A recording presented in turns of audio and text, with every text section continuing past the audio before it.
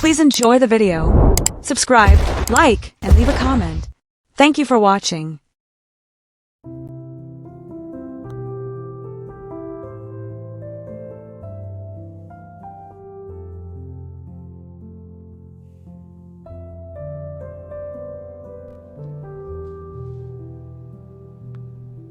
There are only a few times in your life that you meet someone that becomes a true friend. A friend that will stand by you, be there for you when you need them, be part of the good times, and share the bad times when things go crazy. This video is dedicated to my friend Roger. We met in El Reno, Oklahoma when we worked for the government. The year was 1988. We both had an interest in motorcycles. Little did we know that 38 years after we met, we would still be cruising together and doing rides through the United States and Thailand. Now, before we get too deep into the storyline, I want to explain the significance of the term Hootie Hoo that I have in the title. Long before Outkast used the term in their song in 1994, or the movie Neighbors used it as a distress signal in 2014, Hootie Hoo was used in the Andy Griffith Show as a greeting for the Mayberry Lodge in 1966. Roger and I both watched the show and adopted that greeting when we first started riding together. Soon it became a traditional greeting for our group. Eventually the expression evolved into the Hootie Hoo Boys and Hootie Hoo Girls that covered all the motorcyclists that had ridden with us throughout the years. And as Paul Harvey would say, and now you know the rest of the story. When we first started riding together, Roger was on a Harley-Davidson XLH 1000cc, and I was riding a Honda CX 500. His bike was running straight exhaust at the time, and when I would follow him, my helmet would be vibrating like a jackhammer due to the noise. He loved those loud pipes. Roger was always a hardcore long-distance rider that didn't believe in cruising and stopping every 30 minutes for a drink. This is why we got along so well on our adventures. Because of this riding style, it was time for me to move up to a larger engine on my motorcycle, and I think Roger had the same idea for him. My wife adopted Roger as a younger brother and part of our family.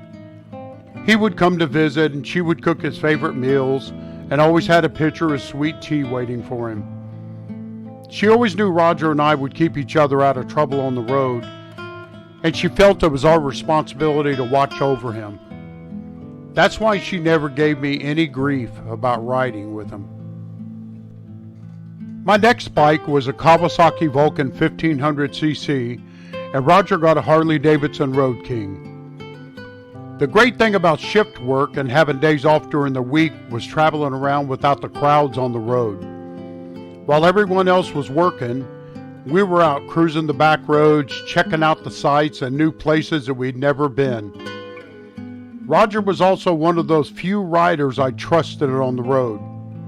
No wheelies, no reckless behavior, and no nonsense. One time he had gotten the word about a weekend motorcycle rally that was taking place on the other side of Oklahoma City. We decided to go, so we packed up tents and sleeping bags for some sleep on the ground camping. We arrived on Friday night and got everything set up. We were sitting outside when two young ladies came up and asked if we might be interested in a party. Of course, Roger and I were in the middle of our Bible study for the evening, so we passed on the offer. That's my story, and I'm sticking to it. On the way back home on Sunday morning, we stopped at the Waffle House for some breakfast. We were a bit used up and dirty after a weekend of camping and riding. We parked the bikes and walked in, and immediately got the attention of the patrons and the waitstaff. As we waited patiently for the table, the greeter ignored us and passed us by several times with new customers walking in. I always believed she was intimidated by our handsome features and was afraid to talk to us. They had no idea who we were or who we worked for, because all they saw was what they wanted to see. When she finally came to seat us, we both smiled and just walked out. I always preferred Denny's breakfast anyway. As with the federal government, we both left El Reno and transferred to different places, but we always remained in contact. I went to Florida and then Pennsylvania. Roger went to New Jersey and then Washington, D.C. We would always cross paths at different locations, and then it happened. I transferred down to Louisiana, and I got the word Roger was transferring down from Washington, D.C. When he arrived at the house, my wife had his favorite meal waiting with some freshly brewed sweet tea. We both worked there for the next 5 years. It was like we never missed the beat of a drum and took up right where we left off. I had just bought a new Kawasaki Drifter 1500, and Roger bought a, you guessed it, Harley-Davidson Road King. At the dealership, the first thing he did was change out the exhaust system for something louder. We traveled all over Louisiana and several times to the Republic of Texas rally over in Austin. One of the most challenging rides was when we completed the Iron Butt 1,000 miles in 24 hours. Roger and I were side by side at the conclusion of the ride. We also helped raise $30,000 for St. Jude Children's Hospital in Memphis with the local Southern Cruisers Riding Club. One of the most important things that came from our transfer to Louisiana was that we met a group of other riders there that became like part of the family. Even though many of us transferred out of that location, we would hold a yearly reunion somewhere in the United States, no matter where we lived in the country. We would ride and spend 1 week together in a new location. After 5 years in Louisiana, I transferred to Grand Prairie, Texas. Shortly after my arrival, I found out Roger was transferring there too. I used to mess with him and say he was following me because he missed my wife's cooking and sweet tea. So now we were in Texas, completing rides with the Marine Corps Toys for Tots, Chris Kyle Memorial Run, Stevie Ray Vaughan Benefit Ride, and several other charities. I retired from the federal government in 2008 when we were both at Grand Prairie. I contracted out with NPRI under the Department of Justice and worked as a contractor in Baghdad, Iraq for the next 21 months. Even when I was in Baghdad, Roger and I stayed in contact. He went to Lee County as an associate warden after he left Grand Prairie, Texas. I returned home to Texas in 2010 and bought a new Harley-Davidson Ultra Classic. Roger retired in 2015 and was still riding his Harley Road King.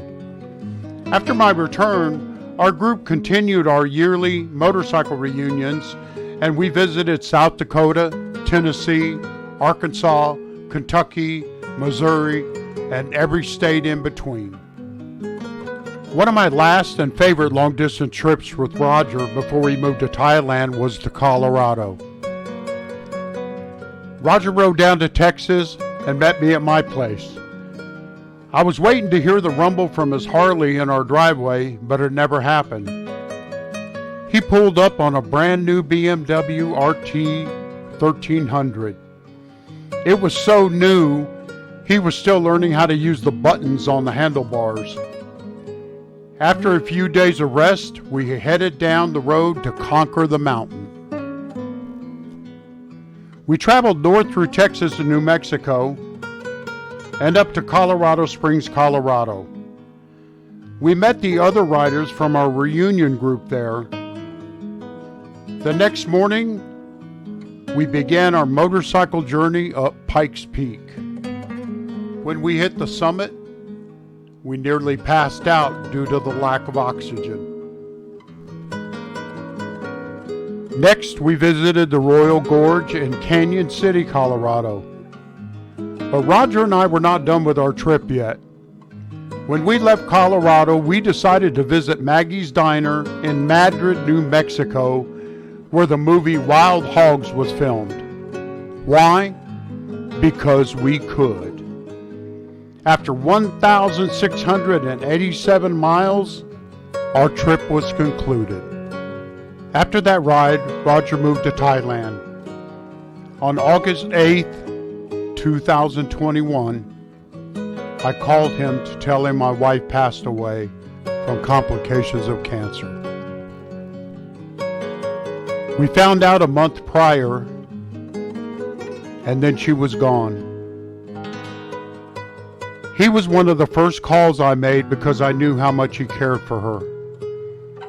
He was also fighting cancer at the time, and she was always worried about him.